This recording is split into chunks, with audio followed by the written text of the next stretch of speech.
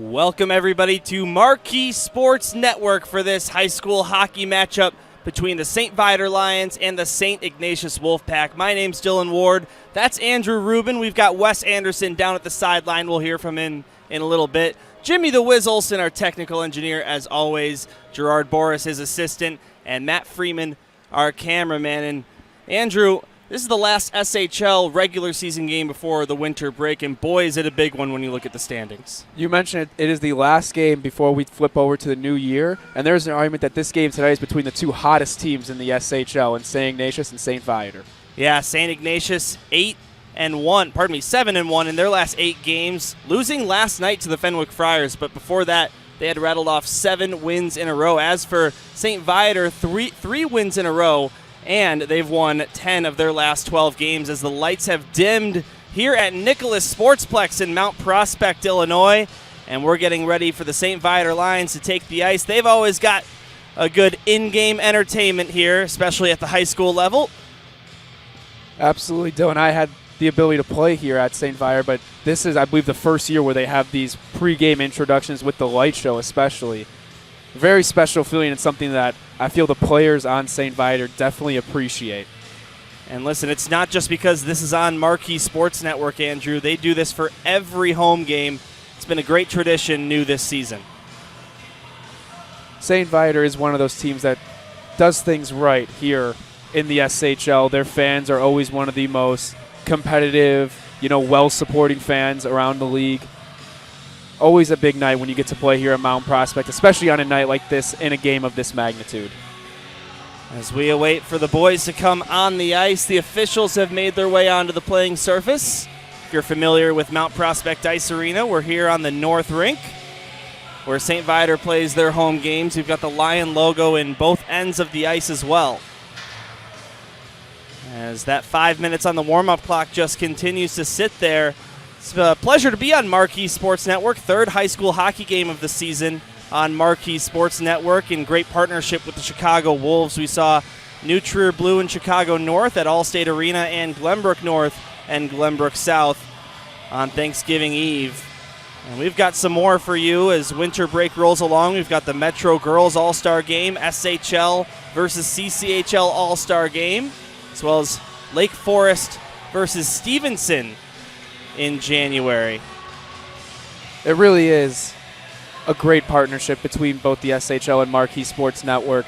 As a player, that feeling of when your game is on TV, on cable TV, where anybody throughout the world really can watch it, it's a different feeling. We broadcast games all sorts of places, but being on TV is something so special. You feel like you're almost a professional athlete at that level. Yeah, and Andrew, when we're on YouTube on the SHL network, people have to look up the game to find it. There's probably several of you watching right now who are just flipping through the channels. Maybe you're a Cubs fan and you check out what's on Marquee every now and again. And strap in, because we've got an exciting one here on this Saturday. First day of winter here in Mount Prospect, Illinois, North Shore suburb. As we continue to wait, St. Ignatius takes the ice, and we're moments away from the Lions stepping onto the playing surface. There they come, led by their starting goaltender tonight, Brock Harrer.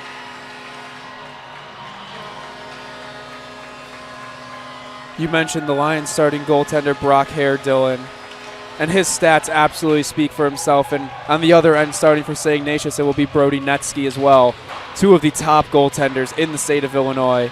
And we can rattle off all the stats, how their save percentage is well over 900, their team record, their goals against average. But we don't need to do any of that because we know that their teams have so much confidence in them when they're in the net, and we will see that here today. Well, the clock has begun to tick on the warm-ups. 4 minutes and 30 seconds until we have puck drop. We talk about the St. Ignatius Wolfpack. They started the season 7-7 at that SHL record of 7-5-2, but they're 7-1 in their last 8 games, as I mentioned, winning 7 in a row before they dropped an SHL game last night to the bottom team in the league. And we had the chance to talk to head coach Spencer Montgomery, and it is absolutely no excuse, he said, but they were missing a good amount of guys for that game, and they feel that those guys can make a big impact and come back and help this team bounce back today. 4 minutes left in the warm-up. St. Viator wearing white jerseys. I've seen these jerseys before, Andrew, but not the helmets to go along with it. It's a nice look. On the other side, St. Ignatius wearing their new alternate black jersey with Wolfpack written in cursive along the front. I feel like it's a good time to bring up the jersey battle that is going on the SHL Network Instagram. Yeah. I know you run that, Dylan, and it's always a hot commodity at this time of year. We'll get a lot more into that soon, but before we do that, we're going to send it down to Wes Anderson, who's standing by at the St. Viator bench with the Lions head coach, John Sclafini. Wes, go ahead. Thanks, guys. Coach, you're 7-1 in your last 8 games. What's been working so well for your team in that span? We have 4 lines that are producing. We're coming out. We have a mindset that we are the team to beat, and everybody in the locker room is, the camaraderie, the brotherhood that they have. It's second to none. This team is ready to go. The last time you saw this Ignatius team, you guys lost 4-3. What do you need to do differently tonight to come out with the win? Stay out of the box. They had 3 power play goals. We got to play discipline, play our game, play the way we do, get on the forecheck, and take it to them that way. All right, thanks, Coach. Good luck Thank tonight. you. Guys, back up to you. Thanks, Wes. And Wes just mentioned that first meeting between these two teams. That was all the way back on September 22nd. So each of these teams, one of their first games of the season. 4-3 the final score for St. Ignatius in a shootout. St. Viator led that one 2-0 after the first period before Iggy scored 2 goals in 39 seconds to tie the game up in the second before it eventually was decided in the shootout. And Dylan, personally, I would not look too much into a game like that that's played so early in the season. Both these teams have changed so much since that point. You can really almost throw that game out of the window, and you really don't know what to expect in a game like this today. We'll talk about what's been making the Lions so successful. In their last game, a 6-3 victory on the road against Glenbrook South. They're 10-2 in their last 12 games, but they've had a lot of home games, Andrew. 8-2-1 at home. As a matter of fact, after tonight, only 3 home games remaining in their schedule. And, playing on your home ice is an advantage. I talk about a lot on broadcast throughout the year of how every rink has its own little nooks and crannies. Heartland, we talked about in our last broadcast I did, they got spots around the ice where the puck just bounces weird off the boards. Mount Prospect being one of the newer ice arenas in the state of Illinois, it's a lot faster. The boards are fast. Just something to watch out for. Maybe a team like St. Ignatius, who also plays on a fast rink as well, at Fifth Third can be ready for. All right, well, as we close in on puck drop time, we're going to send it to commercial break. We'll be right back after a moment here on Marquee Sports Network.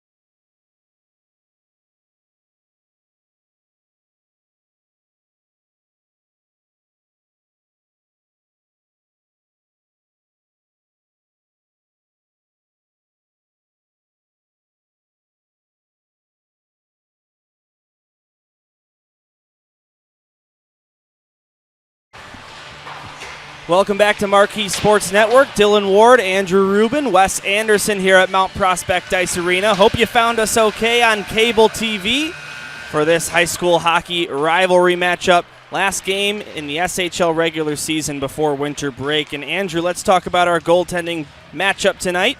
It's the same 2 guys that faced off back in that September game. Brock Hare for the Lions, 9-5-1. A goals allowed average of .232 and a save percentage of .926. 1 shutout to his name. On the St. Ignatius visiting side, it's Brody Netsky, 9-3-2 SHL regular season record, a .218 goals allowed average, .916 save percentage. He also has 1 shutout to his credit, so both coaches going with their main starters. And Dylan, we talked about them briefly earlier. They are just 2 of the elite goaltenders we have in the SHL this year. You look at all these teams, it's almost superstar after superstar at the goaltending position, and you see that with the stats they put up in the close games we consistently have. All right, well, A tradition at all St. Viator games, of course, is your starting lineups and national anthem. So we'll step aside and let the in-rink presentation do all the talking here on Marquee Sports Network.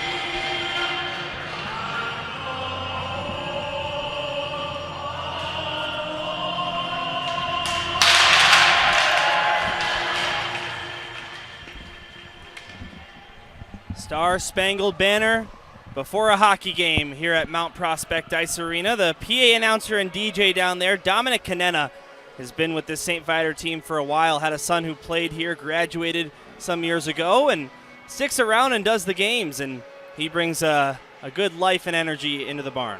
Absolutely. As somebody that played while he was doing the PA announcing, it definitely makes the game just that much better as a player. It gives you even more of a real feel.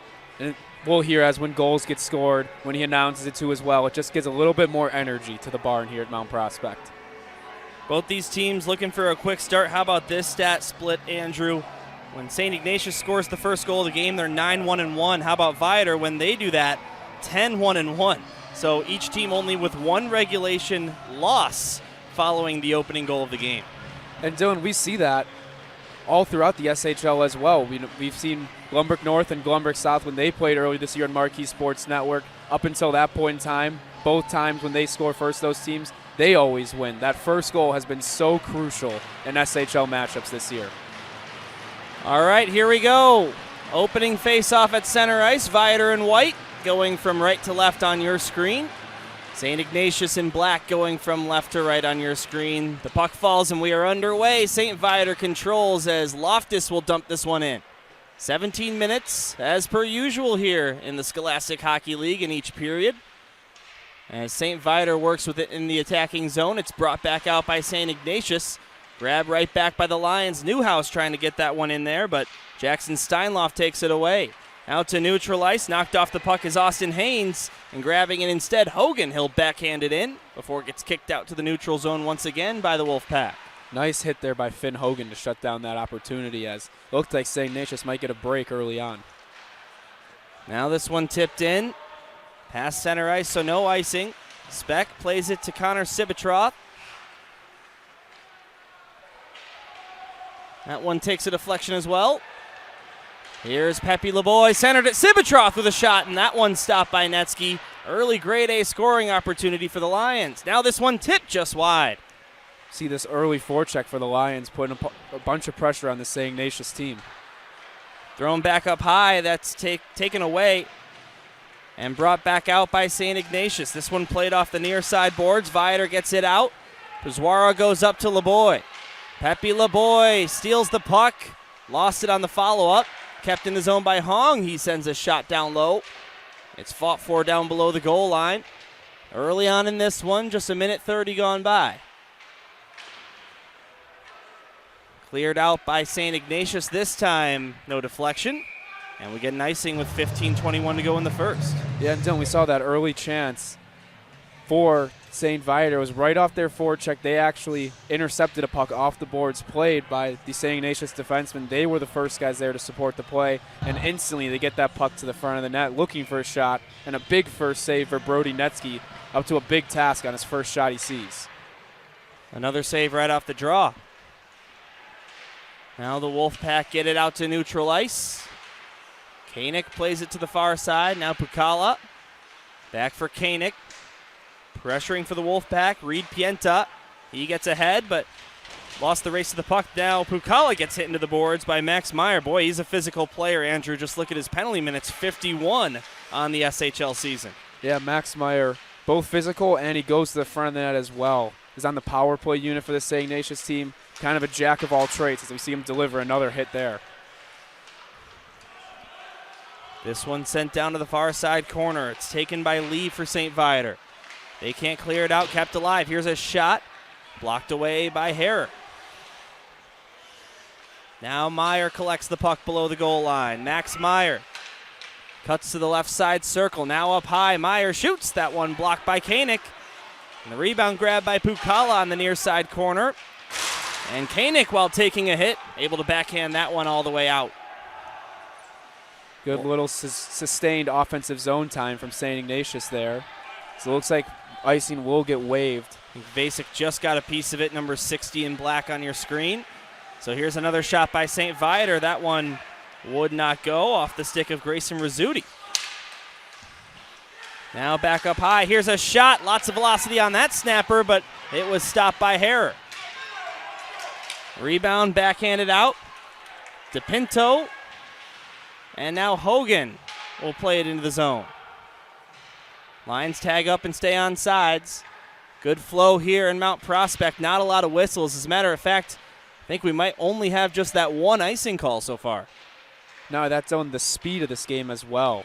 I think that's a big reason for the lack of whistles. Wes, you're down there on the ice. It seems like the speed these teams are playing with right now is just on another level. Yeah, Andrew, especially when you take in consideration that Ignatius played last night, their first loss in 7 games, as Dylan mentioned earlier. Now this one thrown on net. Harrer makes the save, knocks the net off. Ref thought about letting play go, but it was a 50-50 puck down there below the goal line. Ignatius leads shots on goal 2-1 here with 13:08 to go in period number 1. And we talked about the differences in rinks. One thing I remember from my time playing here at Mount Prospect Ice Arena, the net comes off very, very easily. Wes, you are a goaltender, and we've asked you about it all the time. Sometimes goaltenders just happen to do it on purpose. It's that good old accidentally on purpose. It looked like in that past instance, Brock Harrer was just trying to recover back to the post. And yeah, Andrew, that's a great pickup. Something that you got to keep in mind here is that net's going to pop off 3, 4, maybe even 5 times in a period. Dylan, I talked about you before the game. It seems like at least once a game a goal gets called back here because of the net coming off or something like that of that matter. Here's a shot by Steinloff. That one stopped. And Andrew, didn't you say that you once played in a game here that had 4 goals waved off? Yeah, my senior year of playing hockey here, there was 4 goals, 3 goals by my team that got called off, and 1 goal by St. Viator. Something that I don't think I've ever seen before or plan to see again in a high school hockey game. Well, how many of those are because the net was knocked off? All of them? At least 3. All right, we'll do it again. Face-off circle to Brock Harrer's right. LeBoy versus Steinloff. Steinloff wins it, but Sibitroff knocks it out with his skates. Connor Sibitroff down into the zone. Now it's LeBoy, try to center it. As it sits below the goal line, and St. Ignatius will get it out. Here they come, it's Austin Haynes. He's a big threat for this Wolfpack team. Haynes had an assist last game. He came into the game with 4 straight games with a goal, but keeps the 5-game point streak with the assist. And Dylan, this whole first line for St. Ignatius is absolutely lethal. They're centered by Jackson Steinloff, and he's got Austin Haynes and Michael Holub on his wings. They put up numbers like crazy. They're all towards the leader at the top of the leaderboard in terms of scoring in the SHL. When you watch them, they have great team chemistry, grateful. They play off each other so well. There's an argument it's the best line in the whole state of Illinois. Jackson Steinloff does, in fact, Andrew, lead the SHL in scoring. 13 goals, 16 assists for a total of 29 points. Could he be the first to get to 30 points in the league tonight? I think there is a very good chance, if you look at the averages, that will happen today. Yeah. 29 points in 21 games. Here's one tip just high of the net. Nice redirection by Danny Heidkamp, the captain. You'll hear from him later on in our broadcast today. As that touches a glove on the St. Ignatius bench and an automatic whistle. And it's funny because as soon as we brought up how fast and how open this game seemed to be, it seems like we are getting a bunch more whistles now. Hey, the famed announcer's jinx there, guys, but something to keep in mind. A great start for the Lions here the first 2 minutes, all types of pressure in the Ignatius defensive zone. Since then, Ignatius 3 unanswered shots, really doing a great job of turning the tide in their favor here early. Yeah, Wes, the shots don't quite tell the full story. I'd like to know what the shot attempts look like. As we always talk about, that'd be a pretty unique stat to have in high school hockey. Yeah, and especially with the emphasis now on shot blocking, you see so many teams that are willing to sell out and sacrifice so much that the shot attempts in one game could be so much larger than just the shots on goal. St. Viator has scored at least a goal in their last 4 periods. 8 of their last 9 periods since being shut out by Loyola Gold 3 games ago.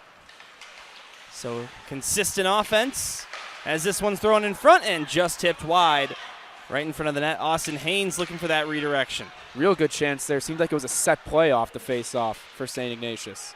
Now Colton Newhouse tries a shot, blocked by a skating close. Up and out of play. Edmund Burke getting in the way of that shot. And Dylan, on that chance, again, no surprise, it's that first line for St. Ignatius. Jackson Steinloff, I had the opportunity to watch him the last game we called here on the SHL network, or at least that I did. And he was dominant at the dot. I did hit him with an announcer jinx in that game, Wes. I do remember that. What was it? I believe he was 4 for 4 or 5 for 5 on faceoffs to that point, and it was a faceoff to start a power play. And I said how important it was, and he instantly lost, and the puck got cleared. But so that one can be on me. But a faceoff guy like that is so important to start with possession a majority of the time. You know, guys, it is really is wild how that just seems to happen so often. The caster's curse, as I call it. Here's Reed Pienta, taken away by Pukala. He'll play it off the far glass and out. Touches a body on the Ignatius bench. That's the second time that's happened in the last couple of minutes. 10:57 to go in the first. Yeah, if you look at the St. Ignatius bench, you see that all of their players stand up on the bench. They are almost overlapping over the boards in contrast to St. Viator, where their players are sitting down. So it's definitely more likely to see a puck hit off one of those St. Ignatius players. Just under 11 minutes to go. Dylan Ward, Andrew Rubin, Wes Anderson. Here at Nicholas Sportsplex, the home of the St. Viator Lions. Here's Pukala playing it off the far side boards and down behind Brody Netsky's net. Talk about those shots. He's only had to make one save. Feels like I haven't said his name too often. As St. Ignatius looks to continue the pressure. Here's a shot from the blue line. That's blocked by Lee and close. Picked up by Pukala as he sends it across to the far side. And Lee plays it off the boards and out. Waltuck tried to backhand that one in, but goes off the skate of one of the officials tonight. As it is interesting, we usually see 2 linesmen, 2 referees in the SHL, just like we do in the NHL, but here today, 2 refs, 1 linesman. Usually when you see the 3-man crew, it's the other way around. Yeah, interesting dynamic, and I don't know how they're going to do it here today with that, but so far they seem to be getting the job done. 9:58 to go in the first period, 0-0 game. 3-1 the shots on goal in favor of St. Ignatius. First time these two teams played, Ignatius not only beat them 4-3 in a shootout, but outshot them each period. 11-8 in the first, 16-8 in the second, 13-9 in the third. And how about that OT before the shootout? 5 shots apiece. Yeah, in a high-pace overtime with that many shots, you would expect to see a goal with lots of high-danger chances in 3-on-3. Hogan can't clear it out, but then Przwara gets it out. And he will dump it in. Przwara 2 goals last game. His second multi-goal game of the season. The first time he did that was in that September game against the St. Ignatius Wolfpack. He'll try a shot. That one wide of the net. No save necessary for Netsky. Now Laboy goes far side with it. Przwara down below the goal line. Przwara sends it up high. Top of the circle, Speck with a shot. That one blocked, and here comes St. Ignatius. If they can win this race, it's Jackson Bossert. But a good defensive play by Finn Hogan draws some applause from the rink. Great effort there from Hogan to win that race and clear it of a potential breakaway for the Wolfpack. Now the Wolfpack slide it over to the near side. Ryan Loftus intercepts. He gets around one. Loftus in on net, tries a shot, draws a penalty. It'll be a hooking call, so no shot. But our first power play of the game belongs to St. Viator. We see the speed there from Ryan Loftus. Makes a quick little move, forehand, backhand, to go around the defenseman, and it looks like it's going to be, is that going to be Hutch Dunley going to the box? It appears to be number 43. We talked about his teammate Max Meyer leading the team in penalty minutes. Well, he comes in second place with 30 of them on the season. Maybe it will not be Hutch Dunley. Oh, you're right. Edmund Burke instead. Well, guess what? He's fourth. Sorry, Teddy Burke, his preferred name. All right, 2 minutes on the power play for St. Viator. All power plays on Marquee Sports Network and the SHL Network are brought to you by RSM, the power of being understood. Here's a shot by O'Neill. That one just tipped wide. Well, how about St. Viator on the power play? First place in the SHL, shooting at 22.0%. It's 11 for 50 on the man advantage. Here's a shot, that one blocked. St. Ignatius looking to clear it out, and now they will. The Wolfpack, meanwhile, on the Hannah Vanderploeg trial attorneys penalty kill. They've got a pretty good one there. 93.5%, Andrew. That's second place in the SHL on the kill. Absolutely crazy that 93.5 gets you second place on the penalty kill. But, again, we mentioned with the goaltending talent, the defensive numbers that are up this year, I guess it is not as big of a surprise. Loftus with a shot. That one just trickles wide as Andrew, you're a former high school hockey player. Your former team this season has only allowed 1 power play goal against in the Glenbrook North Spartans. Truly a remarkable stat to be able to, I believe that they started out the year 31 for 31 on the penalty kill. Just unbelievable numbers. Almost feels video game-like to see something like that. Shot tough angle, and Loftus could not get that one by. He's got 7 points in his last 2 games, 3 goals, 4 assists after a 3-game point drought. And you see his speed. I mentioned it earlier. He uses that so well to his advantage, gets himself to time and space, gets his head up so he can make plays. It's no coincidence that Ryan Loftus is at the top of the leaderboard as well for scoring in the SHL. St. Viator wins the faceoff. 43 seconds to go on their power play. Here's a shot from up high. That got blocked. Rebound kept in the zone. Now here's Speck. Goes over to Loftus. Right circle, takes a shot, deflected, and missed the net.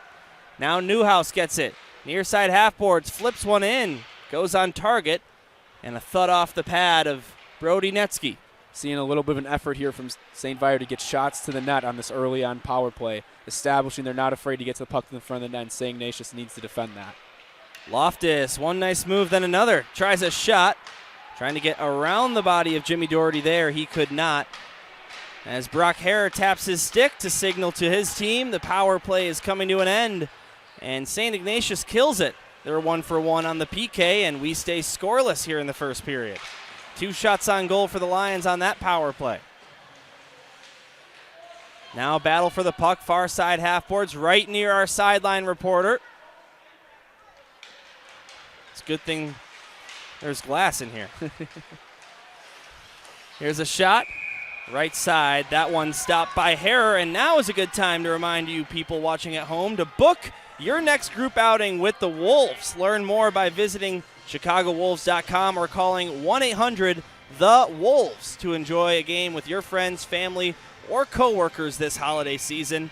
Of course, the Chicago Wolves, a big sponsor to make these marquee sports network broadcasts possible. They'll be hosting the Metro Girls All-Star Game down at their home arena, All-State, as well as the SHL versus CCHL All-Star Game. Here's a face-off win for St. Ignatius. This one shot blocked on its way. Now back up high. Jonathan Walsh down to Holub. Centered it. Looking for Austin Haynes. Didn't connect.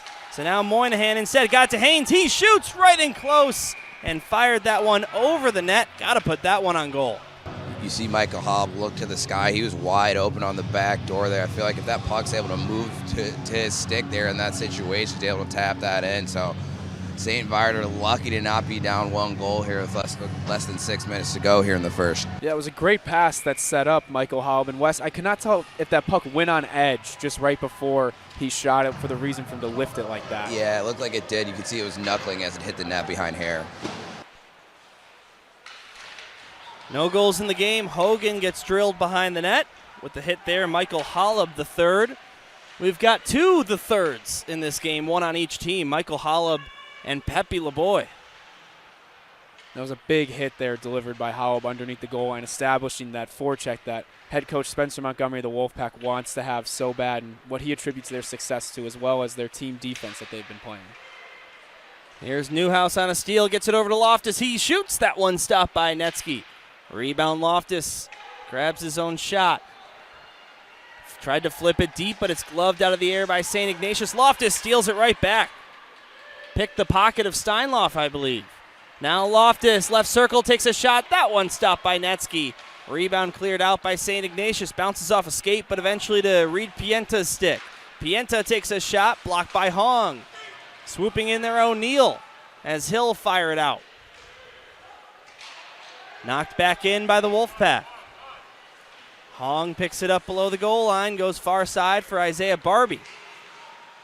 Grabbed instead by Meyer. He tries a shot, got stuffed as Hong tried to play it off the far boards, or the end boards, I should say. And eventually he'll just bring it out himself. Seeing the ice really open up for these 2 teams, getting some rushes back and forth. Now it's Ignatius coming back the other way. Shots on goal 5-4 for St. Viator, but now 5-5 after that look. 4:09 to go in the first period as we await our first goal of the night here in the final SHL regular season game before the new year. Sibitroff gets it ahead. Przwara's got a partial breakaway. Here he comes to the backhand. Big save made by the pad. Rebound. And Brody Netsky makes a total of 3 saves on that rush. What an unbelievable job by Brody Netsky. We didn't have the time to mention the 2 saves he had earlier in that sequence of up and down, but what a save on the breakaway, and then a second and third save as well. Looks like the referees are going to have a discussion to see if they should call a penalty. I believe it was a St. Ignatius defender actually that knocked the net off. Looks like they will not, as it still was a great chance for St. Viator in front of the net. That puck was loose when that whistle was blown. Albert Przwara, it wasn't a clean-cut breakaway. Kind of came in slightly from the side and had to act fast as there was a defender on his tail. Here's Sam Reef. Got it back up high. Touched over. Here's a shot by Burke. Save, rebound right in front of the net. Some traffic there, but not another follow-up. Great save there from Brock Hare. Puck was actually going across. He was moving across his crease when it got redirected back across. And you see a lot of shots like that find their way between the legs of goaltenders, but able to be tight and in his stance was Brock Hare. Now it's LeBoy getting it up to Przwara. Albert Przwara, lead pass finding Sibitroff, but just past his stick, as Przwara was the recipient of a pass like that just moments ago.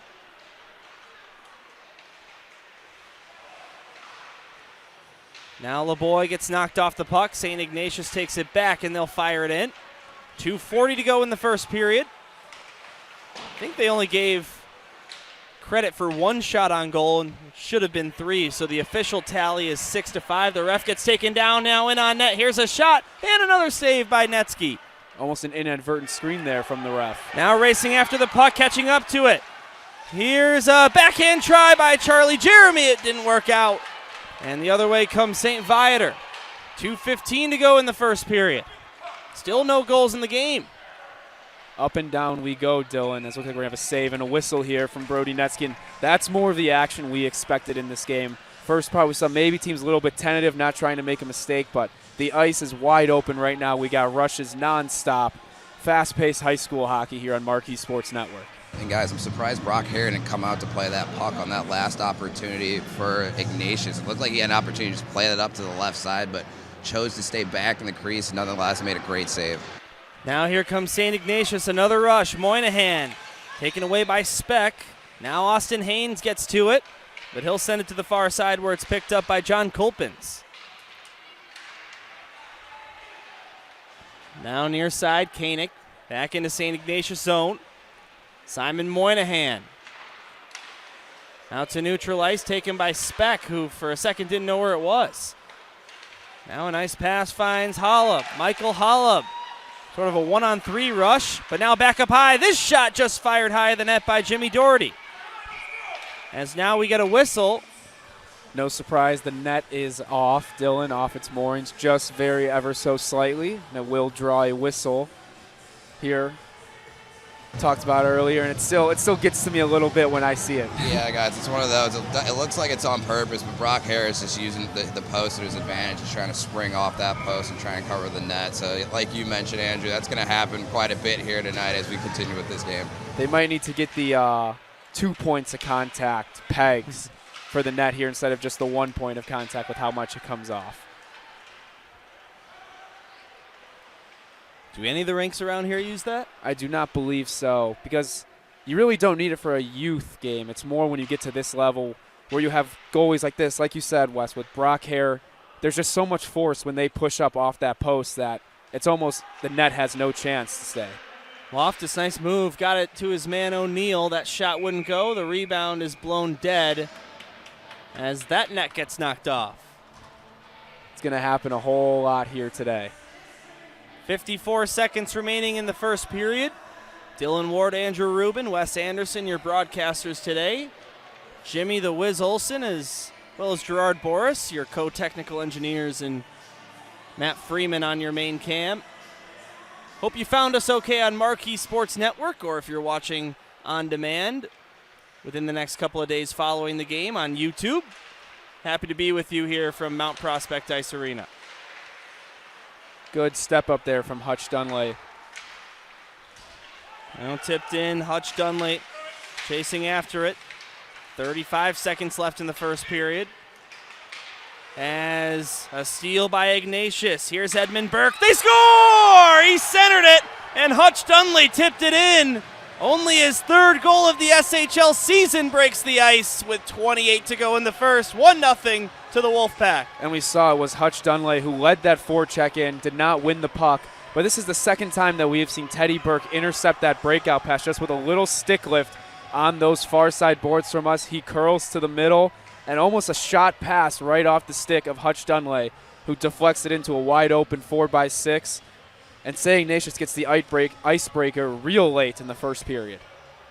Well, we put up a poll on the SHL Network story, who's scoring the first goal tonight. I got to give a shout out to Will Francis, 18. He said Hutch Dunley. Not only was he the first one to say Hutch Dunley, he was the first person to answer the story at all. He knew right away. He didn't have to didn't waste any time. As now can St. Viator answer here before the period comes to an end. This one kept in at the left point, now sent down to the far side corner. Newhouse gets it up to Loftus, fires a shot. That one just deflected wide, maybe got a side of the net as the follow-up is sent behind the cage. So that's going to do it for period number 1. 1-0 to the visitors here at Mount Prospect Ice Arena. We've got a timeout coming up, but before we go to timeout, we'll have a quick conversation with St. Viator captain Aiden O'Neill as Wes Anderson is down there. So, Wes, go ahead. Thanks, guys. Aiden, you'd have 4 points your last 3 games. What's been working so well for you on the offensive side of things? Our line. We're able to work it down low pretty well. Loftus, he's playing great. He's getting me the puck. I'm giving him the puck, and we're putting it in the net. Things started to open up towards the second half of that period. We saw Ignatius broke the ice there. What do you guys need to do to get your first one on the board tonight? He's got to keep our forecheck effective.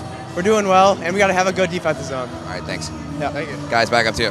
Thanks, Wes. Teams continue to meet at their benches. Second period is coming right up on Marquee Sports Network. Don't go anywhere. We'll be back in a moment.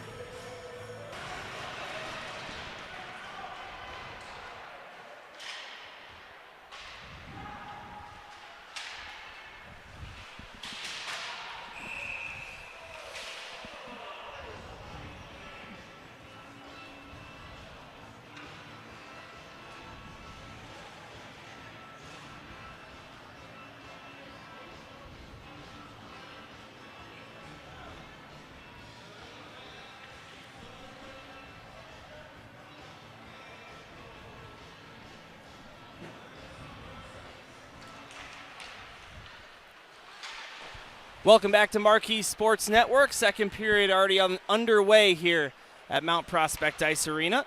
Just a quick timeout between the first and second in high school hockey and a full intermission between the second and third, as it looked like we just had a delayed offsides called by the referee. So maybe they're all just kind of doing double duty tonight. Yeah, something to watch out for is that affects the goaltender, thinks it's a delayed penalty. Yeah, well, I thought it was, so it's going to affect the broadcasters too.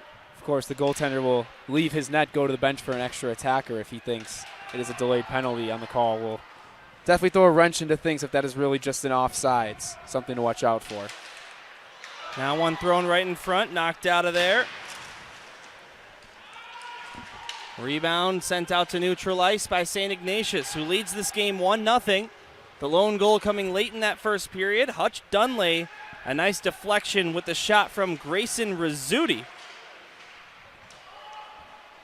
As it is the visitors up 1. They have a chance to be up 2 here. Here's a shot, and Brock Harrer making that save. Maybe a block as well.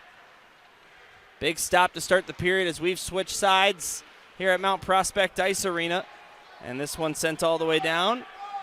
And just enough for an icing, as ruled by our true linesmen, at least in uniform. Guys, the way the puck was wobbling, I thought they were going to call that off there. You can see just as the last moment as that puck went across the goal line, the ref finally put his hand up to make that call. So, as you said, everybody's working double duty in the stripes tonight, guys. Also seems like that puck hit a bunch of patches of snow. Yeah. Seen a pretty good amount of snow buildup on this ice already. Of course, Dylan, you mentioned we'll have an ice cut after this period, but something to watch out for the rest of this period, see how well they can make both these teams, again, playing such fast-paced game. How well can you do that with these ice conditions? Back underway, St. Ignatius takes possession off the draw. A missed pass, but eventually possessed here by Danny Heidkamp. Taken away by St. Viator. Can't clear the zone on the first look. Now they will. Connor Sibitroff has some space down the near side. Gets it to LeBoy, who shoots. They score! What a passing play. Sibitroff to LeBoy, and right at the doorstep, tipped in by Albert Priswara. We are tied 1 apiece here in Mount Prospect. Dylan, you mentioned it. What a great three-way passing play. It was the initial drop pass, and then it was Pepe LeBoy. Again, almost seemed like another shot pass. Wound up for the one-timer, but it was on the ice and deflects right off the stick of Albert Priswara. Very similar to the goal of Hutch Dunley. Almost no chance for both goaltenders on a shot like that, and we're tied 1-1. Yeah, guys, that shot fake by Pepe LeBoy is what froze Brody Netsky here. You see he went down early, and just as you mentioned, did a great passing play to tie things up. Not only that, Wes, but when he sees that wind-up for the one-timer, you're going to come out try to challenge that shot, and that's what allows the stick of Priswara to almost sneak behind Netsky and deflect that puck into the net. Brissoir, we talked about him. 2 goals last game for St. Viator in that 6-3 victory over the Glenbrook South Titans. He stays hot. So he now makes it 3 goals in his last 2 games, and lots of time left here in this one. 1-1 between these 2 rivals. You're on Marquee Sports Network. So happy you're joining us tonight, spending your Saturday evening with us at Marquee Sports Network. And Dylan, we just saw a play that, as somebody who watches the SHL sit-down podcast, it looks like St. Viator just flipped that puck out of play right there, and you mentioned you would like to see if that could be a penalty, as it is in the SHL. Or in the NHL, excuse me, if they could bring that here to the SHL, something you would like to see. And your initial thought when you see that play because of the NHL is, oh, it's a penalty, but in high school hockey, it's just a whistle. Sometimes I still can't wrap my head around the no-touch icing. The guys will win the race down to the puck. As this one shot on goal, that one stopped. And by the way, Andrew, it's the Scholastic sit-down, not the SHL sit-down. But you saying that does prove that you watch the pod, so I appreciate that. Of course. Be sure to check out the Scholastic Sit-Down podcast. New episodes weekly, posted on SHL Network's YouTube channel. Myself, Dylan Ward, and Luke Jordan talk for about an hour every week, bring in a guest every time as well. I believe Wes Anderson has already been He has. a guest on that podcast. Don't flatter me like that. Well, there's only one person in this broadcast booth right now that has not been on that on the podcast, although I did have the opportunity to go on it with Wes. But somebody like Wes, as I said, deserves to have his own spotlight. Be sharing sounds like you might be throwing a little shade at Dylan there, my man. Well, possibly. Hey, like Andrew said, you both got the invitation. We'll have you on the podcast soon. Would love to get a chance to talk to Jimmy DeWiz Olsen on one of those things if he'd ever let me. Truly remarkable what he does. We talk about every once in a while what Jimmy DeWiz Olsen does and what he means to JMN Media. Responsible for all the replays, graphics, different camera angles you're seeing on your screen tonight. He's being assisted by Gerard Boris tonight, but usually a one-man job for our YouTube broadcast. Just a little extra help in the budget here for the Marquee Sports Network broadcast. This one sent up and out of play. 13-17 to go in the second. It was 1-0 Wolfpack, now 1-1 on the game-tying goal here in the second. And Dylan, again, we're seeing more up and down play. Opposite of what we saw at the beginning of the first period. It's going to be real fast-paced. Both these teams, I love being able to watch them. They both play their systems so well. They know what they want to try and do. We see St. Viator trying to match lines with the home team as well against this top line of St. Ignatius throughout this game. Something big that gets overlooked a lot is that home and away designation in hockey, really the only sport where it has a direct impact and a direct advantage, so to speak, as the visiting team must put their 5 skaters out after every whistle before the home team, so that the home team gets to base their line off of the opposing line. We see a good shift here from St. Ignatius. Hutch Dunley looked to activate right as he got that pass. A great glove save from Brock Hare. It looked like that puck was deflected by a St. Viator Lion, but tracking the puck really well there was Hare, able to glove it and allow no rebound. Well, St. Viator outscoring the Wolfpack 1-0 here in this second period. How about this one, boys? St. Viator has not allowed multiple second period goals in 12 straight games. It's especially interesting with the period of the long change. You Yeah. can get caught up sometimes with guys, some tired bodies out there. Real impressive to be able to do that.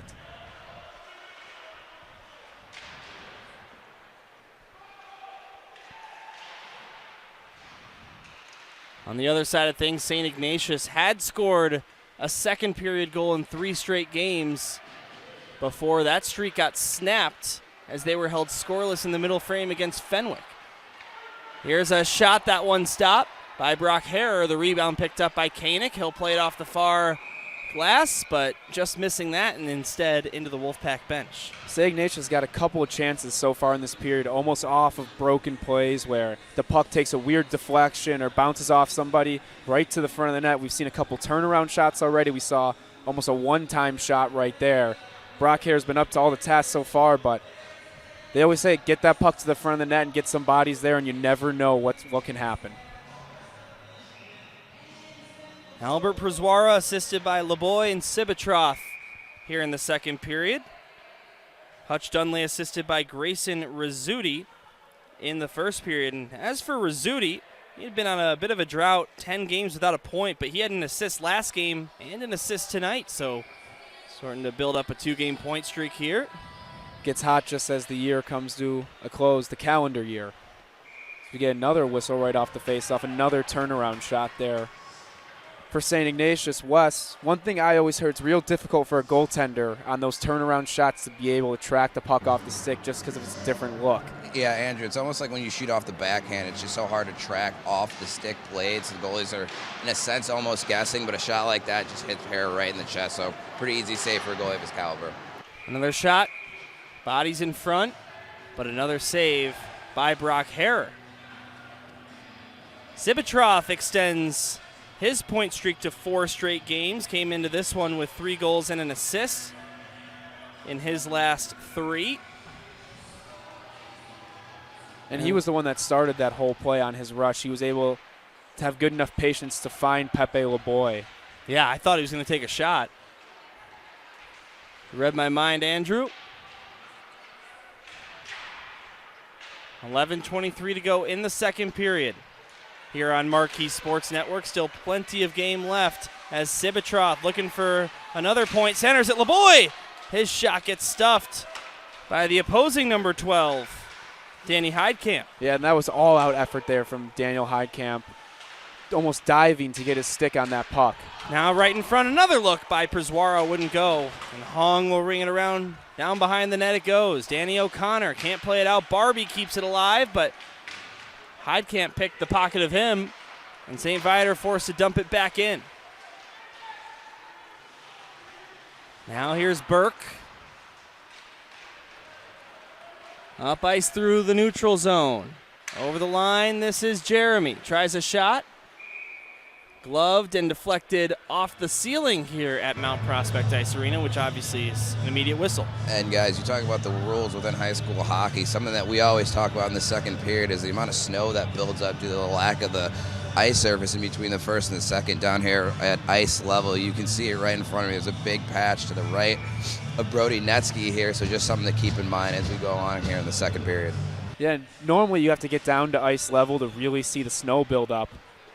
But I can see it pretty clearly here from up in the booth even. You can see the amount of snow on the ice is, I would say, above the average for sure. Yeah, if you look at Netsky's crease, you can see it's almost like a sky blue instead of that little bit of a darker blue that it normally is.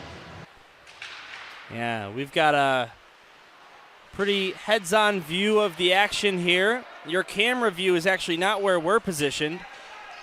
We're all the way near the face-off circles down to the right side as this shot is held on to by Netsky, Dylan Ward, and Andrew Rubin up here in the booth. Wes Anderson reporting at ice level. 10:03 to go in the second period. 1 goal apiece. As both these teams look to stay hot. St. Ignatius 7-1 in their last 8. St. Viator 10-2 in their last 12. As both these teams sit towards the top of the SHL standings, and if St. Viator able to get a victory tonight, they will head into winter break positioned second place in the SHL just behind New Trier Green. And I believe St. Viator already clinched the tiebreaker against New Trier Green, winning the season series. They did. They took that season series 2-1, including a recent overtime win on December the 13th. That was Friday the 13th, so bad luck for New Trier. As the Trevians actually outshot them 33-26 in that one. Now this one couldn't get stuffed home. A little action after the whistle. Looked like there was another chance there for St. Ignatius as a puck got driven hard to the net there. It bounced around a little bit, but with all those bodies out there, we see the net come off. its moorings again, and it'll draw another whistle with just under 10 minutes to go here in the second period. Celebrating the first day of winter officially here at the rink on this December the 21st. Christmas and New Year's just around the corner. Here's a shot from the left side by Steinloff. That one gobbled up by Harrer as he hangs on. 9:23 to go in the second. Again, we see this first line for St. Ignatius on these offensive zone faceoffs. They're getting a good job of getting shots right off of these faceoffs. Had a good amount. We see another win right there for Steinloff.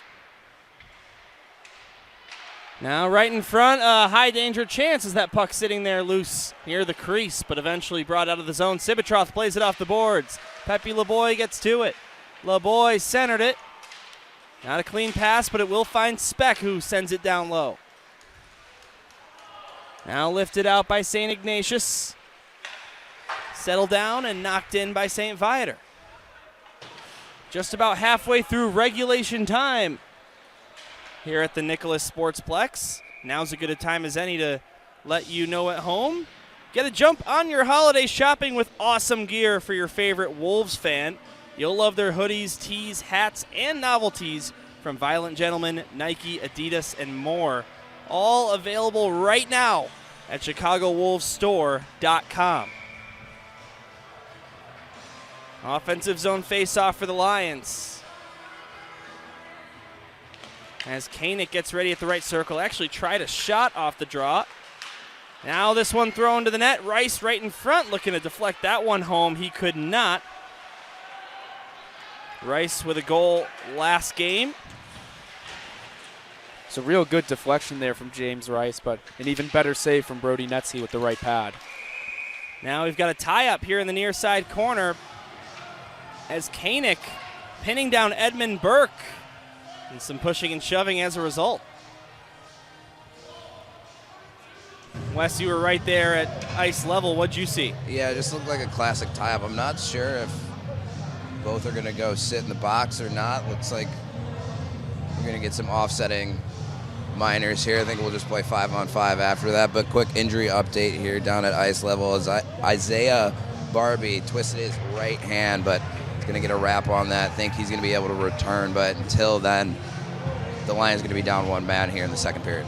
Now we can see him down there at the half wall near the glass with his gloves and helmet off. I actually saw him have that conversation with Wes Anderson, one of the best in the business at getting all the information down on the sideline. It's exactly why we have you there. Battling with the Ignatius JV team down here. It keeps sliding me over to the right, but, you know, we're doing our best to keep you guys locked in with everything that's going on the benches down here. You can hold your ground. So it looks like 2 Wolfpack have gone to the penalty box and 1 Lion. We'll take a look at the live updates here. So far, all that's loaded in is a penalty against Koenig, 2 minutes for roughing, but in just a moment here they'll put in the St. Ignatius penalties, but it looks like it's going to result in a power play for St. Viator as they're lining up for a 5-on-4. Edmund Burke, 2 minutes for roughing. We'll see if that's a 2 and a 10 or not, as this one's sent down.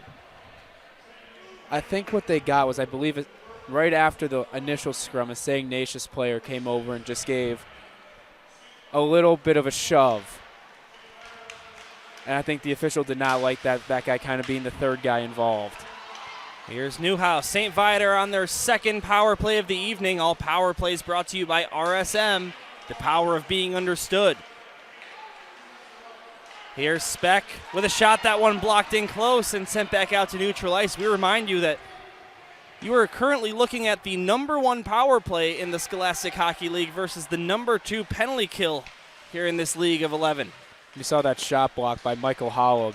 Here's Loftus with a look off the blocker. Looked like that shot stung him originally as he had to make his way slowly to the bench. Something to watch out for, as Holub, the captain, one of the top players for the St. Ignatius Wolfpack team. Good puck movement here for the Lions. Still with a minute left on their power play, but Caster's curse, right as I said that, a missed pass goes out to the neutral zone. And pressuring shorthanded Jackson Steinlaw.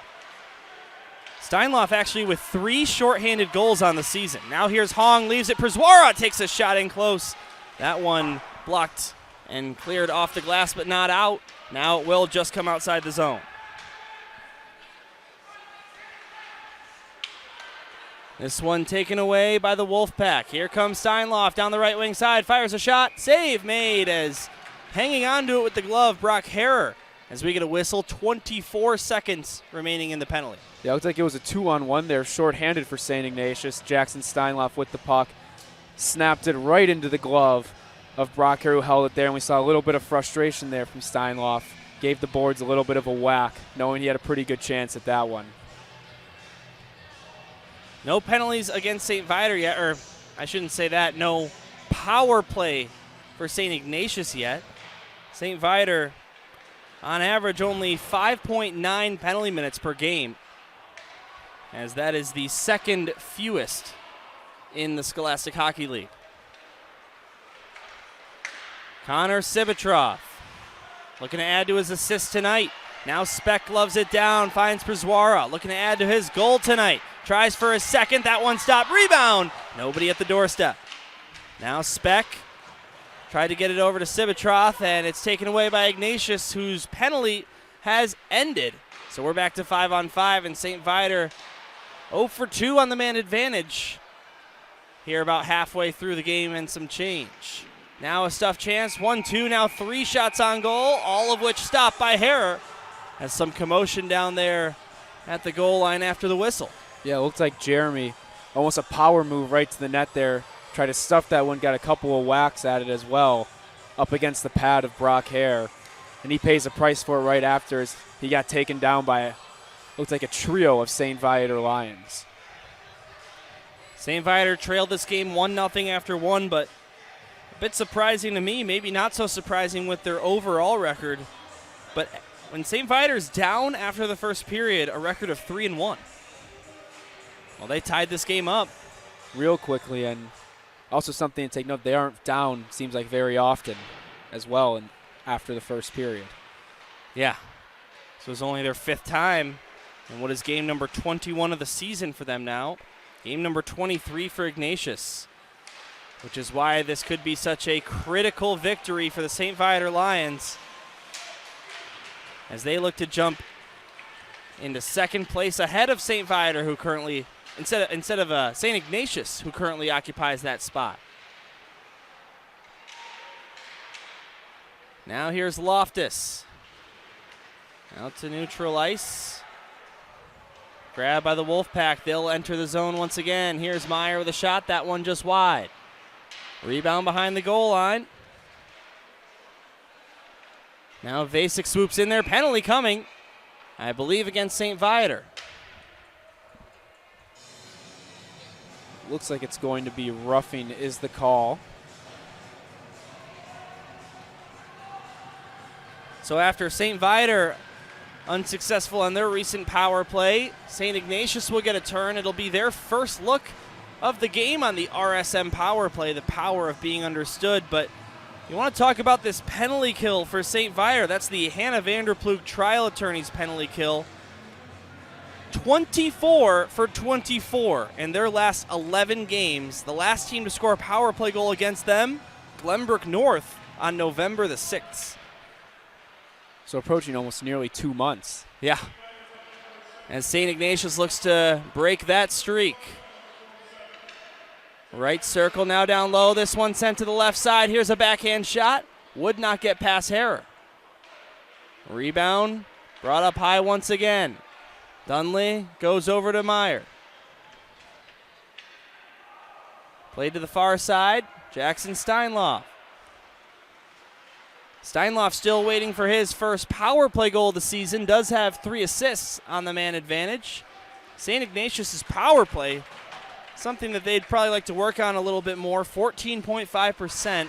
That's 8th place in this league.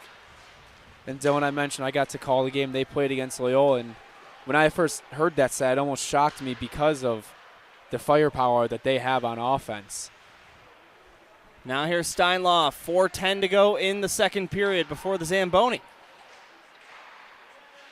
Here's a shot. Meyer instead of pass. Now in front. Here's one look. Now two. They score. It's Austin Haynes with his 13th goal of the season. Ties Steinlaw for the team lead in SHL play. And the Wolfpack jump back to the lead. It's 2-1. What a pass from Michael Hollop. You see him get that puck almost just off-centered from Brock Hare, and he takes a step towards the goal line to get Brock Hare to take one step over. Then he slides it right to the front of the net to, I believe it was Austin Haynes. Yes, Austin Haynes was the goal scorer, and one time, which was a great save by Brock Hare with his left pad, but the rebound came right back to Austin Haynes, who made no mistake with that one and buried it to give St. Ignatius a 1-goal lead. Well, we talked about Haynes did not have a goal last game, had a goal in each of his prior 4 games. He gets right back to it. So extends a point streak to 6 games straight and his 6th goal and 9th point in that span. Now Ignatius looks for another one. They can't get it past. We've got a penalty coming. Believe this penalty is going to go against St. Vitus. That was a great shift from Danny Heidkamp.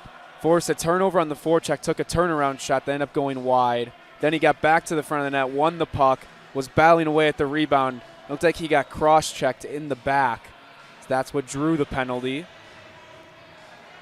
And St. Ignatius is going to head right back to the power play. And guys, that shift right after a goal is so crucial for both sides or both teams, excuse me. And we see Ignatius with all types of momentum here to get right back at it, back in the Lions' defensive end. And as you mentioned, Rubes, they're able to draw a penalty and possibly force this to be a 2-goal game before we go into the break.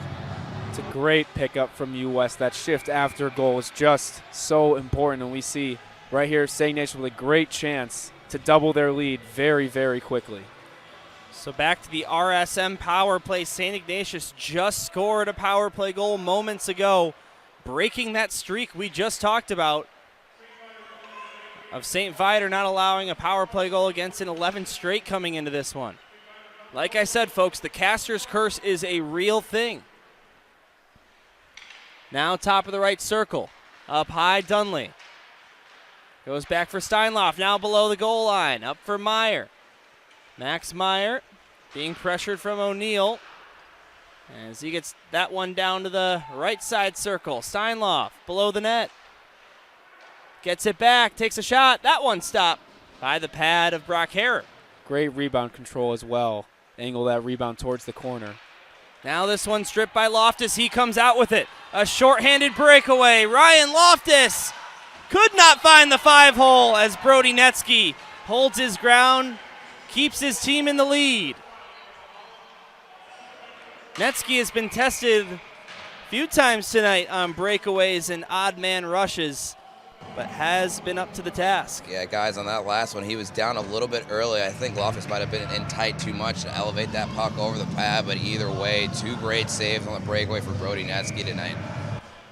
I think Ryan Loftus thought he had a little bit more time as well, but it was the long reach of Hutch Dunley, who also got a stick in there as well to make things just that much more difficult. But it was a great shot block.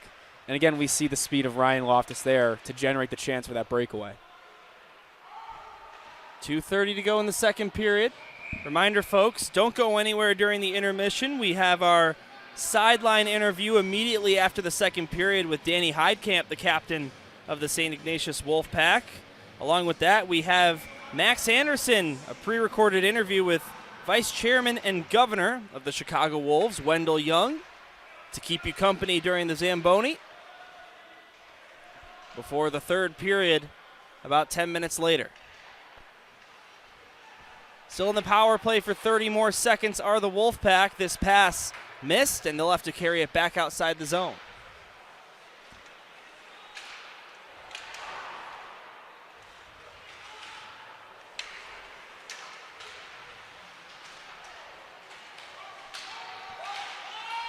Now, this one passed up near the blue line. Some of the St. Vitus fans not happy. I must have missed something. Here's a shot. That one held on to off the stick of Jimmy Doherty. I think the St. Viator benches, they wanted a hooking call on that play, looking for a penalty that they did not get, as there was only 2 seconds remaining on the St. Viator penalty currently. Be interesting to see the formation St. Ignatius lines up with, knowing of a player exiting the box almost right at puck drop. 106 seconds to go in the middle frame. St. Viator wins the faceoff. They'll come out of the zone. Sibatroff leaves it. Przwara. Now Speck gets it back down deep. Intercepted and bobbled nearly, but eventually played out of the zone by the Wolfpack. Tipped in. Taken away by Moynihan. He'll retreat back to his own zone. Przwara pressuring him. Gets to the puck. Albert Przwara centered it, looking for Papiel, but he couldn't find him cleanly. Now he'll send it in down the right wing side. Goes to the far side corner. 1:10 to go in the period. Shots on goal, 21-14 in favor of the Wolfpack. They've been dominating this period, Andrew, with 14 shots against 5 in the second period as Netsky makes a good save. And some extracurriculars after the whistle. We'll see if we get anything. Yeah, Hong with a few chops on Netsky's right pad. I think that's why Simon Moynihan was so upset. You see after the whistle a few shots too, and he's still chirping at the ref as he's going to the bench. Well, not a huge student section here at this game on either side, but the fans animated anyway. 57 seconds to go in the period. Can St. Viator tie this thing up? Can St. Ignatius add some insurance? These next few moments will give us our answer. As Michael Holub gets around one. Now this one centered, goes to the far side. Austin Haynes, who just scored the goal to make it 2-1. Now back up high. Here's a shot. Maybe a pass instead, but it missed his man. Now behind the net, thrown up high. Steinloff, left circle, shoots. Could not beat Brock Harrer on that look. They can't clear it out. Kept alive at the point by Jimmy Doherty. Now here's a shot. That one deflects behind the net. Michael Holub. Holub goes up high with it. Edmund Burke gets it back to Holub. 9 seconds left. Now coming away with this one and taking a shot. Steinloff wouldn't go. 3 seconds, 2, now 1 in the period as we get a penalty, which will be listed at 0 seconds of this period. Believe that penalty is going to go against Jackson Steinloff. We do have an interview coming up here. As Wes Anderson stands by as the Wolfpack exit the ice. I did not see a signal. We'll see if it can come through on our game sheet. And it looks like Wes has summoned. That appears to be Austin Haynes. So, Wes, whenever you're ready, man. Thanks, guys. Tough loss last night against Fenwick. What was the atmosphere around this team coming into tonight? I think we're a hot team right now, so I think the mentality was just kind of like we need to prepare better and make sure that everyone's going and everyone's on the same page that we're just going to bounce back. And especially against a tough team like this, we need to prove that that game was just a fluke and that we can get back on track. 9-0-1, when you take a lead into the third period, what do you guys need to do in this third? Protect the house. Our goalie's been playing great. Shout out to Brody. And I think that if we could just block shots and maybe get like one more goal, I think that we can seal this game up. All right, thanks. Good luck in the third. Guys, back up to you. Thanks, Wes. That was Austin Haynes, the captain of St. Ignatius. Don't go anywhere. We'll go to break. When we come back, a pre-recorded interview with Vice Chairman and Governor of the Chicago Wolves, Wendell Young. That interview conducted by Max Anderson. And before you know it, the third period right here on Marquee Sports Network. Don't go anywhere. We've got a lot of hockey left. Dylan Ward, Andrew Rubin, Wes Anderson. We'll see you in a bit.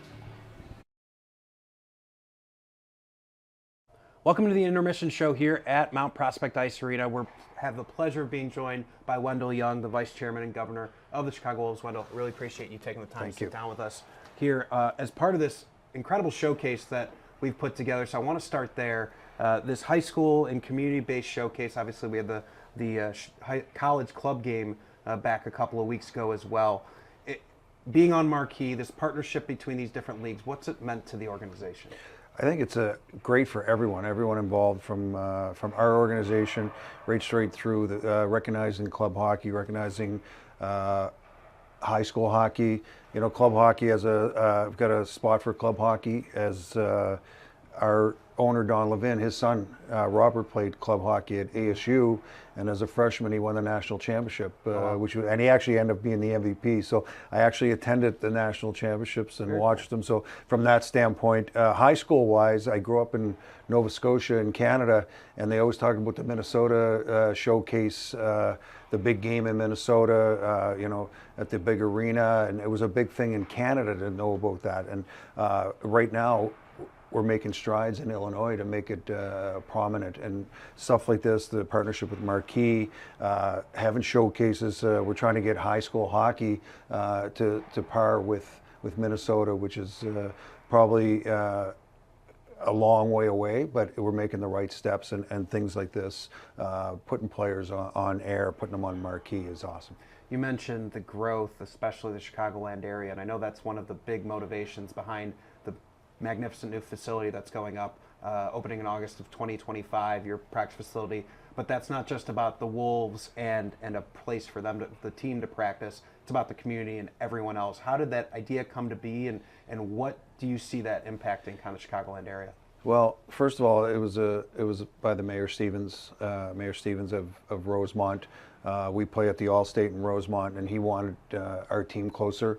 He always talked about having a practice facility, and come to fruition in the past year. And I just happen to know a builder and an operator, which is Mount Prospect Arena, sure. Nick Papanikolaou, and I brought everyone together, and they took it from there. I brought them together, and it's awesome because it brings the community. I see what happens in other rinks. I see what happens in this Mount Prospect Arena with the high school. I know they're big backers of Viator High School. I worked for, I helped with the Barrington program back in the day. So I'm very familiar with the high school side of things. But any rink, and especially dual rinks with the two arenas in it, it brings a lot of people together. It's a community. It's just not hockey. It's about the community. But having an arena, us practicing out of there, but seeing minor hockey out of there, high schools out of there, high-end programs, and there's going to be kids that are going to be coming through these arenas. They're going to play pro hockey, play college hockey, whatever, and it's kind of a nice thing to see that people come through these programs, play at these arenas. They've skated on this ice, and one day, I know there's kids that have come through these arenas that have played in the NHL that we're watching on TV.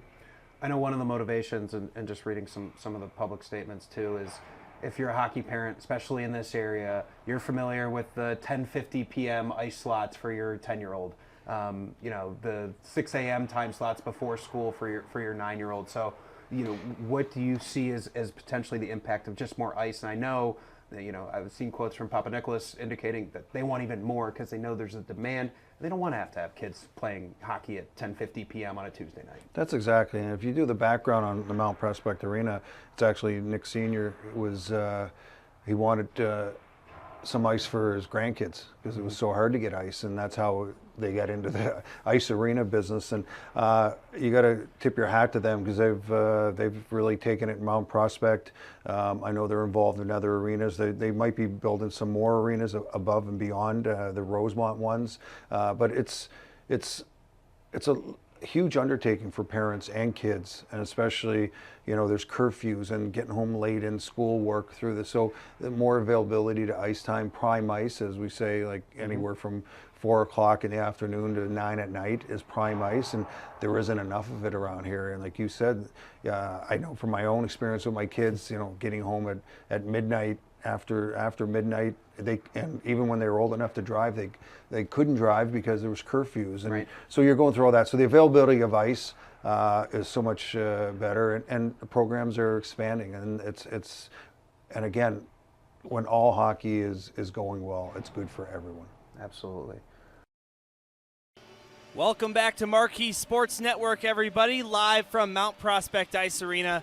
I'm Dylan Ward. That's Andrew Rubin. Wes Anderson down at sideline. We'll hear from him in a minute. Jimmy the Wiz Olson and Gerard Boris, our technical engineers, and Matt Freeman on the camera. We've got St. Viator and St. Ignatius. It is the Wolfpack who carry the lead into the third period after breaking the tie via the goal from Austin Haynes late on the power play. Yes, and we saw that was the first power play opportunity they had, St. Ignatius. They took advantage of it. But at the end of that second period, I believe was a penalty for Jackson Steinloff of St. Ignatius that he took. So St. Viator will start the period with a 2-minute power play with a chance to try to tie this game up.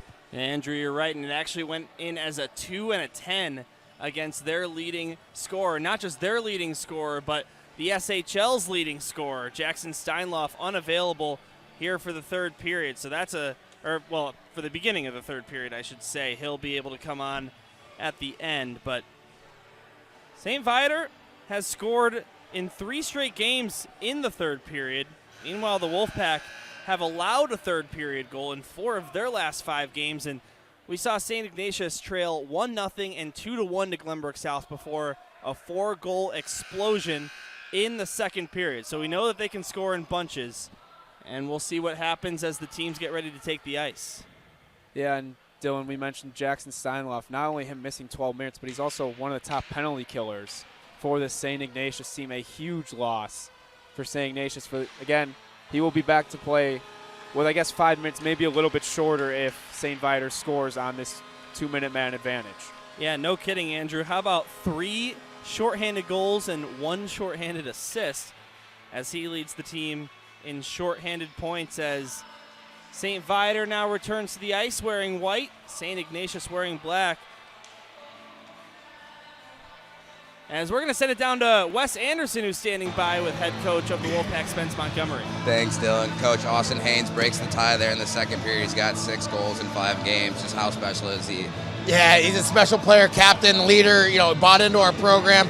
We need our power play to click. I think you know this. We're at 15% in the SHL. That number's got to go up so we can take advantage of those opportunities. Speaking of the power play, 1 for 2 on the power play, 2 for 2 on the penalty kill. Just how hard is this team to beat when special teams is clicking on both sides of the ice? Yeah, we love the PK. We call it the bomb squad. You got to find a way, send guys, commit to blocking shots, and we know that's going to lead us to the Graceland. Thanks, Coach. Good luck in the third. Thanks, Wes. Guys, back up to you. Thanks, Wes. Wes Anderson, the third member of our team, has been down on ice level all night long. And Andrew, plenty of time here, and it's anyone's game. Absolutely, and as we mentioned all throughout this game, how fast both these teams play. Really not a question that there will be chances for both of these teams in this one. Opportunities to score both for St. Ignatius to extend their lead and for St. Viator to tie this game and potentially take a lead as well. It's been a solid night for the goaltenders. Brock Hare, 20 saves on 22 shots. Meanwhile, St. Ignatius' goaltender Brody Netsky, 13 saves on the 14 shots, but sometimes we suspect that those shots on goal are not what they should be. We saw a couple of those instances where there were 3-4 shots on goal in just a matter of seconds that were only counted as 1. And yes, Dylan, both these goalies have been as advertised. Looks like we're going to get a delay because we need to get a second guy in the box to serve that 2-minute penalty for Jackson Steinloff. And it looks like that will be Reed Pienta as one man drops his stick from the St. Viator bench. That was Rice. And now we're finally ready to go.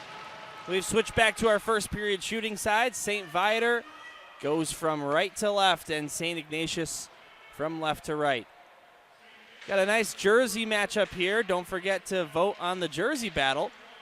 The round of 32 voting starts tomorrow. You can find that on the SHL Network Instagram. That is at SHL Network. Make sure to follow and like all of the final score posts from every game here in this league. Here's a pass over to Hogan. He shoots, and that one blocked. Rebound goes to the far side half boards. Koenig now tries a shot. That one wouldn't go as it comes out of the zone. Or actually, not quite. O'Neal now gets it down low. Koenig now to the center. Priswara, goaltender, way out of position, but able to make that stop. Looked like it was an attempted cross-ice pass there puck deflected off a couple of bodies. It seemed like found its way right to the front of the net. And it had a wide open net. It looked like it was a St. Viator player, but unable to really corral that puck. Just kind of changed directions and slid right into the pads and under of Brody Netsky. Now Wes Anderson has transitioned over to that left side. He had a pretty good view of that one. Yeah, guys, Netsky able to just drag that left leg ever so slightly. That puck almost reached the goal line, but he was able to keep that one from going across the line, keep this 2-1 hockey game. One thing I actually want to talk about, Dylan, is it's real hard to start a power play after an intermission.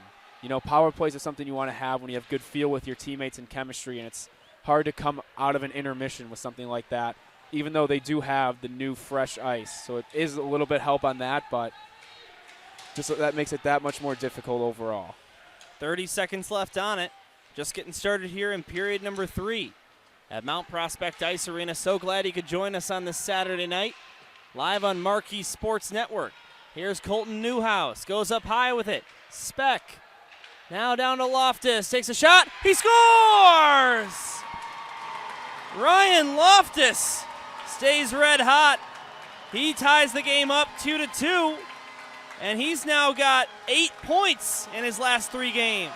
It looked like Ryan Loftus got that puck attacking right on that right side, and he takes a shot that beats Brody Netsky to the glove side. It also looked like a St. Ignatius penalty killer broke his stick on that play, and when he went to the bench to go grab a stick real quick, that's when Loftus slid behind there and gave him that space to walk in and rip a laser to the lower left-hand side of the net to even this game at 2. Yeah, Rubes, good pickup on you. I think that was Jimmy Doherty that had to go to the bench to pick up a fresh twig, and as you mentioned, that gave Loftus the lane to come in and score that goal here for the Lions.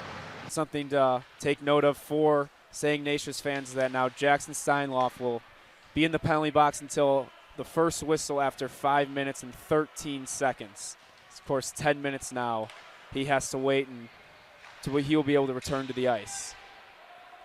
Each team now with a power play goal here in this one, as St. Viator's league-leading power play comes through. Now 1 for 3 on the night. As the leading scorer for this team, Ryan Loftus, gets his 12th goal and 25th point on the season. Now here's Waltuck. He scores! You talk about two ends of the spectrum. Zach Waltuck with just his 2nd point of the season, and St. Viator's got their first lead of the evening. And what a play that was from Waltuck. Makes the move around the defenseman and lets go of an absolute bomb to the upper corner of the net. Wes, you were down there, but that shot had a little bit of extra on it and able to beat Brody Netsky. Yeah, not often are you able to beat Brody Netsky when he's on top of his crease like that. I mean, if that shot is 6 inches higher, that's hitting the crossbar and going probably out of play, but just perfect placement there, and the Lions get their first lead of the night. And Wes, we talked about earlier that shift after a goal is so important. We saw St. Ignatius take advantage earlier. We see St. Viator come through with it now. So 2 goals on their first 3 shots of the 3rd period for the St. Viator Lions. As we said, they can score in bunches. We saw them put 4 in the net in the 2nd period during that Glenbrook South game, and they have now scored in 4 straight games in period number 3. I think we're having a discussion as if this was offsides on the play. It'll depend on where the face-off is at. Not too many shots on goal, though, for St. Viator. The defense from St. Ignatius doing a good job. St. Viator averages the 2nd most shots on goal per game in the league at 30. But on pace to have less than that tonight. I still would not be surprised if they get to it, Dylan. I think a lot of that, the lower shot totals from, is because of that first half of the first period that we saw. But since then, when we saw that, the intensity and speed of this game pick up even more, and more open ice, the shot numbers have gone up as well. Now here's Speck. Back up high, left point, sent down to the left circle. Crazy bounce off a stanchion. That allows Meyer to get it towards the net with a backhand, but could not bury it. Now instead, here's Vasek. Vasek down below the goal line, gets knocked off the puck by Hogan, and the Wolfpack will clear it back down in. Przwara knocks it off the near boards and out. Backhands this one the length, just after stepping over the center ice line. Two quick ones by St. Viator. As they look for a third, that one wouldn't go. LeBoy gets it back up high, Speck right point. Down to LeBoy. Looks for Przwara in the slot. Intercepted by the Wolfpack. Now a lead pass. Here's Bossert. Jackson Bossert centers it. Brady Vasek could not bury it. So now here's Speck. Missed his man with a pass. It goes all the way down for icing. 12:41 to go in the third. 3-2 Lions. Looking to set up that stretch pass there were the St. Viator Lions. What that is, the risk you run is if you aren't able to connect on it, it will almost always certainly be an icing and bring the faceoff back into your own zone.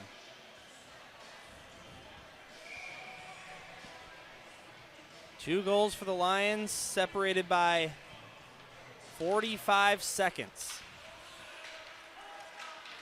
That's where we stand so far here in the third period. Dylan Ward, Andrew Rubin, Wes Anderson with you tonight. As this third period is brought to you by Glenbrook South Hockey here on the SHL Network. Here's Loftus in the slot. He shoots, finding some space and a shooting lane, but at the last minute a stick gets in the way. Some great patience there from Loftus. Let his player drive that center line, brings both defensemen back, opens up that space where he goes to, trying to get himself a little bit more space to get that shot up, but the last second taken away by St. Ignatius defender. 12:22 to go in the third. Puck falls at the left wing faceoff circle. St. Viator attacking zone. The Wolfpack win it and send it all the way down for another icing. We'll do it again. Thought maybe there was a chance that puck would find its way on net, but Brock here up against his post. Watch it go about, I'd say, 8 to 12 inches just wide of the net, and we'll have another faceoff in the St. Ignatius zone.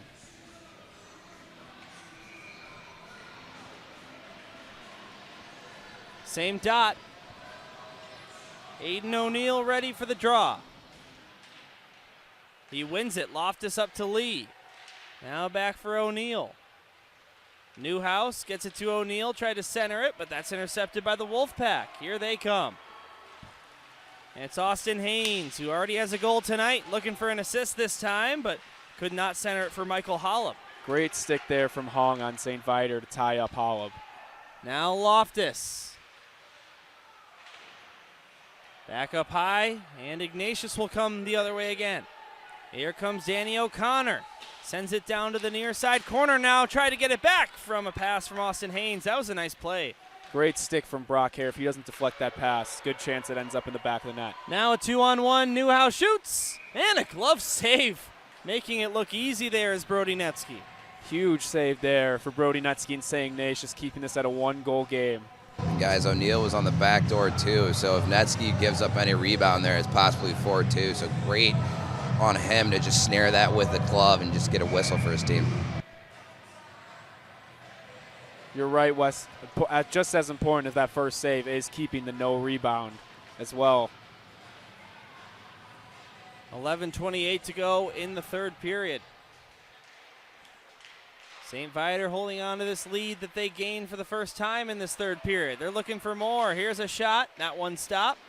Rebound goes down low. Rice up to Colpins. Down below the goal line. St. Ignatius looking to get it out of there. They will.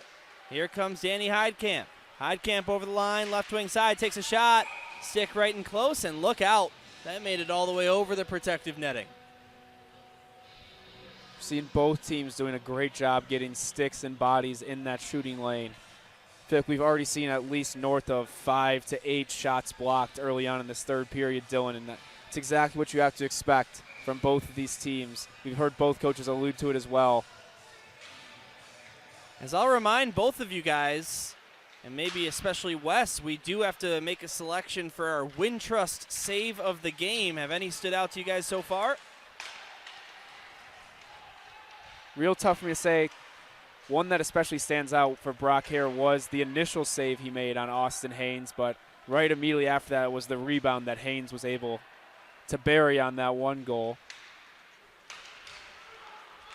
Now it's Papiel to Speck.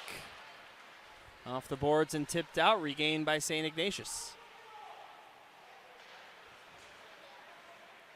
Max Meyer through neutral ice, comes over the line. Meyer toe drag and a shot into the glove of Hare once again as he makes save number 22. And Dylan, go back to your point just before that. I think save of the game for me was Brody Netsky in the first period when he made what was 3 or 4 saves on that breakaway early on. So something just to keep in mind as we go forward here. If the Wolfpack are able to get back in this game, a few saves by both goaltenders have just been outstanding here tonight. Short-handed, I believe it was Loftus that had a breakaway as well that Netsky made the save on. 10:15 to go here in period number 3. Plenty of game left. As we've got 10-10 now as Netsky covers it up. St. Ignatius' best period is the third period according to goal differential, 23-4, 16 allowed. Meanwhile, the third period, St. Viator's worst by differential, +3, 17-14. Although that number is now 19-14 and +5. At least as it stands now.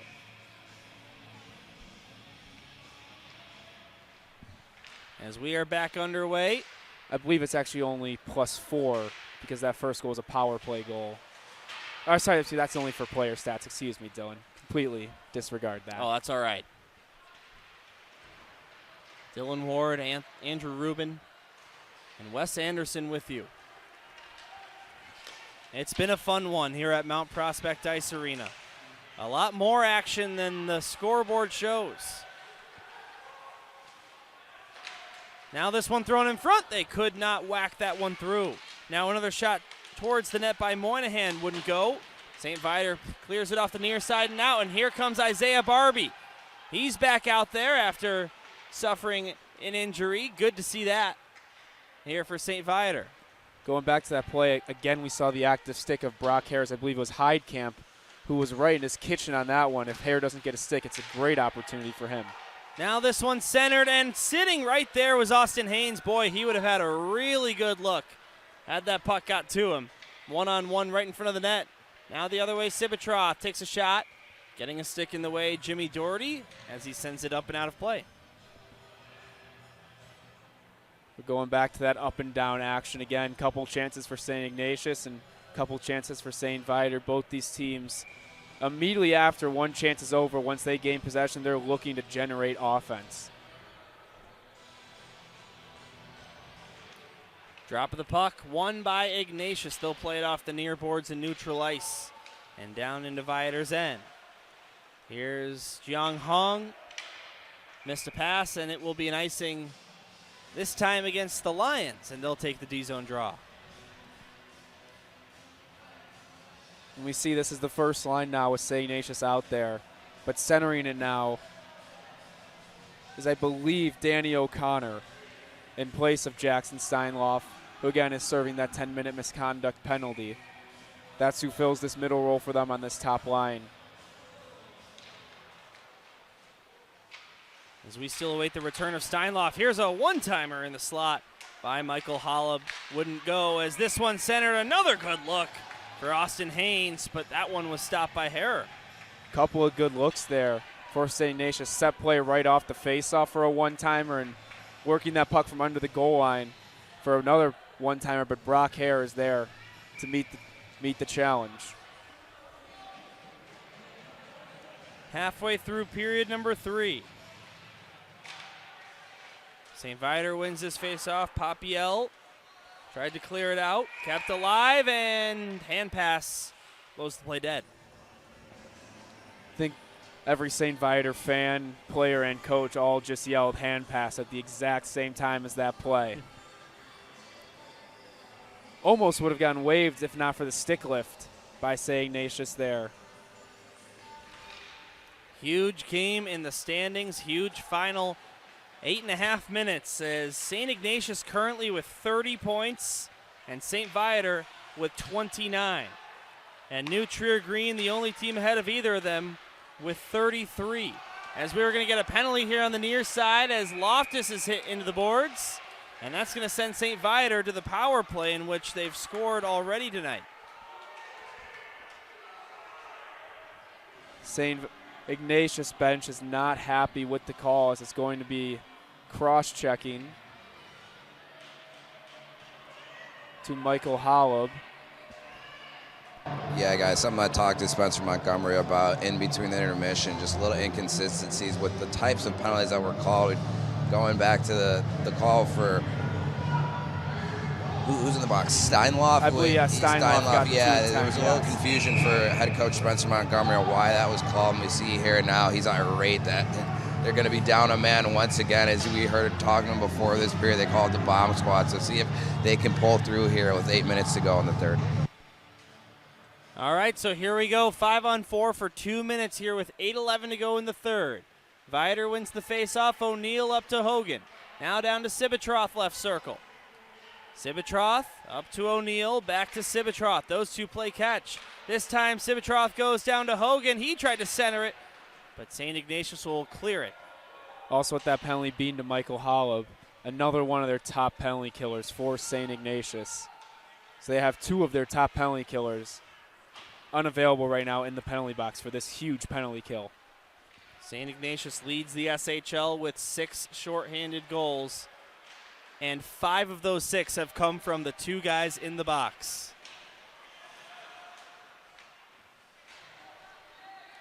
Now here's Loftus. 50 seconds have dripped away on the penalty. Loftus over the line, knocks it in, goes below the goal line. Back for Newhouse here on the near side. Now Loftus in close, takes a shot, tough angle, and the save was made by Netsky. Might have hit the side of the net. As way out of his net to play at Brock Harrer. Up to LeBoy, who tips it in, and St. Ignatius dumps it down again. As this penalty kill has had a solid effort here. And now a shorthanded opportunity. Jackson Bossert could not get that one on the backhand wraparound. Almost a surprise goal there from Bossert. Almost just fanned on the puck as he got it right in front of Brock Hare. Now LeBoy, nice play off the boards. In front, they score! Oh, no, they didn't. Half the arena thought they did too. But that puck somehow stayed out. We'll have to check in with Wes at our next whistle. But that was not a goal. It looked like James Rice had a wide open cage to himself, but missed it wide by about 2 to 3 inches. The penalty has now expired, and that is a huge kill for St. Ignatius. And now here they come, 2-on-1. It's Jeremy with a shot. Stopped by Harrer. And as we get a whistle, Wes, what did you see down there? Yeah, just a whiff on the play there. Wide open cage. Just Rubes, you were able to pick that up too from up top. And just the 4x6 cage was just yawning there. Not sure how that wasn't able to go. The ref was skating by right as it happened. He was ready to call a goal. He even had the whistle in his mouth. But either way, we're going to take a 3-2 hockey game here with 6 minutes left. Absolutely massive turning point in this game, especially with the end of that power play. Now I believe we are about 45 seconds-ish and a whistle away from Jackson Steinloff being able to return to play. And he's going to have some fresh legs, isn't he? Here's a shot from the left side. That didn't miss by much. Rebound comes to the near side. St. Viator's Koenig tried to play it out, kept alive, but now it will come out to neutral ice. Ignatius gets back to it, knocks it in. Lee plays it off the near side boards. And the Wolfpack will lift this one in. But it goes for icing. 5:28 to go in the third. And you guys talk about Steinloff being in the box for the last, over 10 minutes now. It's one of those where you almost can double shift him because he's had so much rest here in the third if this Wolfpack team is not able to find that tying goal before he comes back out. Yeah, with at most 5 minutes, 13 seconds left, especially with both teams having their timeouts, you wonder how much of those 5 minutes he will be able to play for St. Ignatius, again, with all the rest that he has had. So I think we're only a few seconds away from the expiration of the 2 and 10. He will need a whistle, though, Yes. as well. But at this point, are we at next whistle yet? I think you said 5:17. 5:13, so we're at this point now we are, yes. So that'll be huge for St. Ignatius. That one bouncing nearly fooled Brody Netsky. As St. Ignatius will just ice this puck, and that was an intentional play to get Steinloff out of the penalty box, and no visit to the bench. He joins the play immediately. Yeah, Dylan, you picked that up. Steinloff didn't even look at the Ignatius bench there. He just goes immediately to the face-off dot, so you know he's hungry to tie this thing up. Like you mentioned, you guys both beat me to it. That almost felt like it was on purpose in order to draw a whistle. He's now left circle face-off. St. Viator takes it. Loftus goes down to O'Neill. Aiden O'Neill back up to Loftus, high slot. Could have had a good look, but bobbled the puck. Delayed offsides. St. Viator tags up, and that allows Ignatius to work with it. This one knocked in. Won't be an icing as Harrer comes out of his net to settle it down. Hogan, but taken away, centered. Here's a shot. Steinloff hit a big save made by Harrer on Jackson Steinloff, point blank. And before you break it down, Andrew, we will remind you, book your next group outing with the Wolves. Learn more by visiting ChicagoWolves.com or calling 1-800-THE-WOLVES to enjoy a game with your friends, family, or coworkers this holiday season. Go ahead. And yes, Dylan, second time this period we've seen St. Viator have trouble under their own net. Again, we saw St. Ignatius force a turnover, get that puck right to the front of the net. We saw it almost shorthanded earlier as well, something to watch out for. If Ignatius can keep applying this pressure under the net of St. Viator forcing turnovers, they are bound to tie this game up. I know we still got a little while till then, but in your guys' opinions, down by 1 in this type of game, when are you pulling the goaltender? I think me and Wes have had this discussion a little bit. I'm sub 2 minutes with possession in the zone. That's when I would, as quick as I can there. And then once you get under a minute, you really got to think anytime you get any sort of possession, especially on the positive side of the red line, is when you got to look to pull your goalie. Now here's Ignatius rushing in. Here's a shot. That one stopped. Rebound hit the post from Steinloff. Now right in front. Hollefin on the shot. And it gets cleared out. 2 to 3 grade A scoring opportunities for the Wolfpack as they look to tie this one up. Headlined, as you mentioned, by that shot rebound chance from Steinloff that went off the post. Then that puck was bouncing when I believe it was Hollub had a swing at it, but because of the puck was in midair, came up with a whiff and the puck went right between his legs. We've got an exciting ending coming up here on Marquee Sports Network. Dylan Ward, Andrew Rubin, Wes Anderson here with the call. That looked off sides, and they will get him for it. Sort of an awkward play, but the decision was made. Yes, and I do believe that was offsides. It looked like St. Ignatius' player was out in front of the puck carrier there, which drew the whistle. 2 goals scored by the Lions, separated by 45 seconds here early in the period. The difference, as St. Ignatius led this thing 2-1 heading into the third. Here's a shot, tough angle. That one stopped by Netsky. Rebound. Here come the Wolfpack out of the zone. Over the line, here's a shot. That one would not go. Some of the fans complained about offsides, but I think that one was fine. I agree with you on Dylan. I think that was an onside play. We've seen some late magic from this Wolfpack team before. They were down 4-1 last night to Fenwick before they scored 2 late goals to bring themselves within 1. They were trailing 1-0 late in the O'Grady Cup Thanksgiving tournament, where they tied the game with, I believe, 16 seconds and ultimately winning in quintuple overtime. Myself and Wes were on the call for that one. The marathon game. Yes, it was. I had to go to Starbucks, get myself a medicine ball tea right after. Looks like we're going to have a penalty here behind the play. Yeah, as we've got a St. Ignatius player down with injury. He gets back up in a hurry, but the Wolfpack will have an opportunity on the power play, and with 2:31 to go in the third, you got to figure a timeout's coming for head coach Montgomery. I don't know if a timeout is coming because I believe he has his top line players ready to go and rested on that power play. I think he's going to save it. That's a good pickup by you, Andrew. So he can give these players, he can play these top players for a shift, take that timeout, keep them on the ice. So if need be, he can play them for the rest of the third period. Also, Dylan, before you ask, I would think about pulling my goalie here if I get possession, even though it's north of 2 minutes, but because you have the power play. Yeah, make it a two-man advantage on the 6-on-4.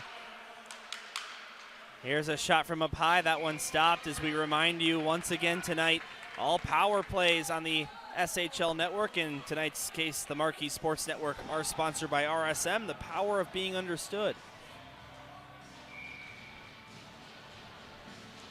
1 for 2 on the power play are the Wolfpack. Huge moment in this game. Still in his net, Brody Netsky. This one will be cleared down.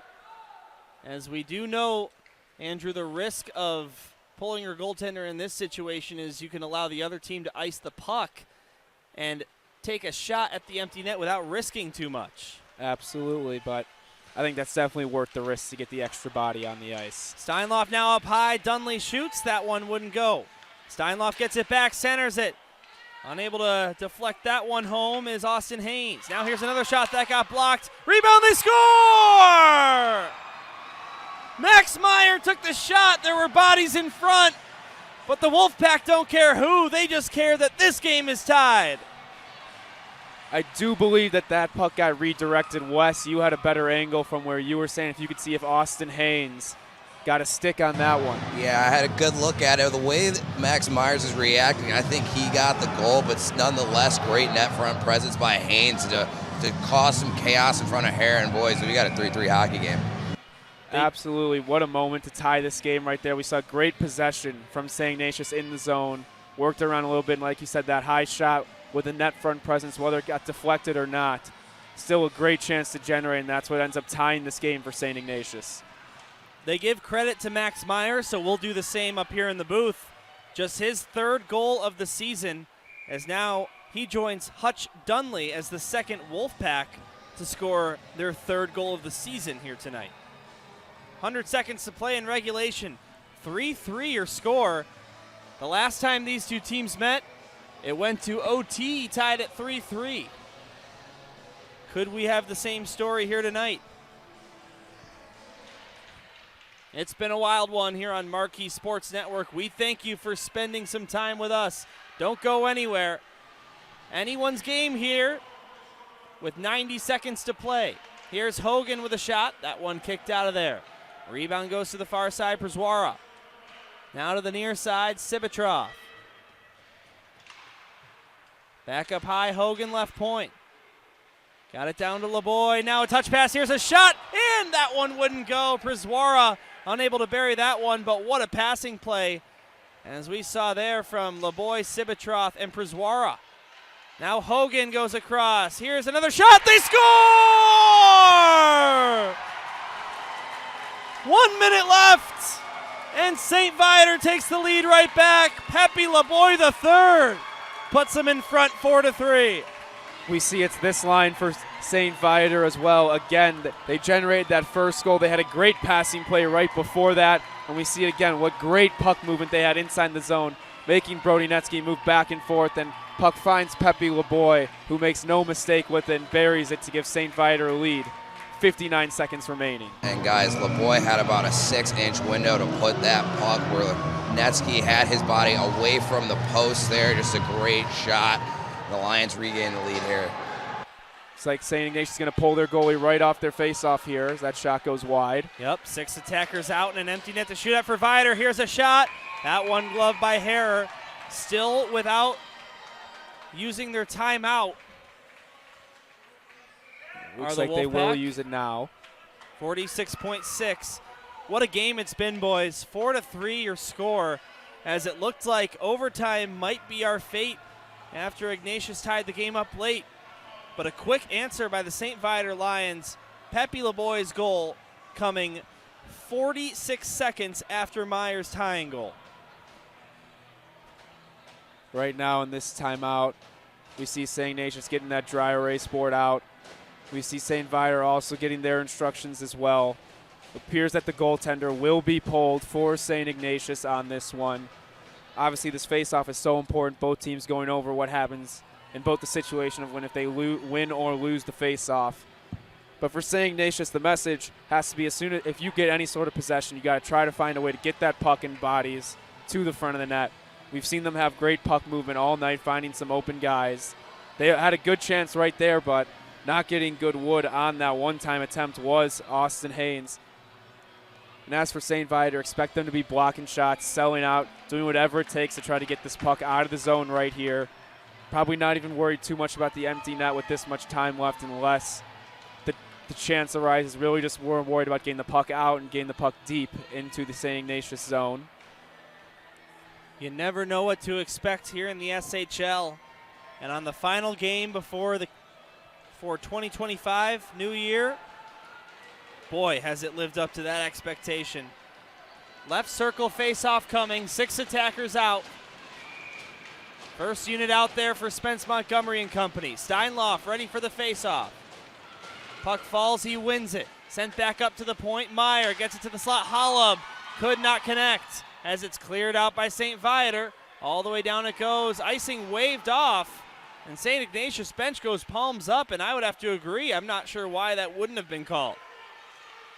Now they come back over the line. Here's Steinloff centering it. Holla back up high. Here's a shot blocked by Sivitroth, getting his body in the way. Now Holla goes far side, takes a hit below the line. Now here's a shot on Harrer. He makes the stop. 12 seconds left. St. Viator cannot clear just yet. Now they will off the boards as it goes out to neutral ice. Time running out. St. Viator, one last shot. They'll come over the line, can't get it off in time. And the St. Viator Lions come back in this one and win it late with the goal by Pepe LeBoy with just under a minute to go.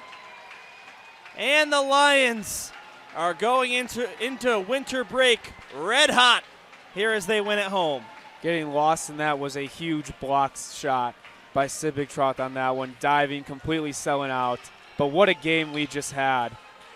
Both teams giving their best punches to each other, back and forth, back and forth. St. Viator ends up landing the last punch and holds on to win what was an absolute thriller here in Mount Prospect. All right, well, we're going to have some post-game festivities here for you, including an interview from Wes Anderson. But wow, what a game that was, and what a third period. St. Viator ties it, takes the lead. Ignatius ties it back up, and Pepe LeBoy scores with a minute to go, and he will be your interview as Wes Anderson stands by with the game-winning goal scorer. Thanks, guys. Pepe, Ignatius able to tie things up late in that third period. What was the message on the bench after they scored that third goal? We know we had him the whole time. It's just a matter of our confidence and keeping it cool and just playing our game and our roles. Now going back to your game-winning goal, what were you seeing? It seemed like you guys are doing a great job of moving the puck across the ice. I saw you had just a little bit of a sliver of a shot there. Just take us through that goal. I know my boys got me, so if I give them the puck, they're going to give it me back, and I just scored it. All right, thanks. Go enjoy it with your team. Thank you. Guys, back up to you. Thanks, Wes. We'll head into one more timeout here on Marquee Sports Network. When we come back, we'll have our final thoughts.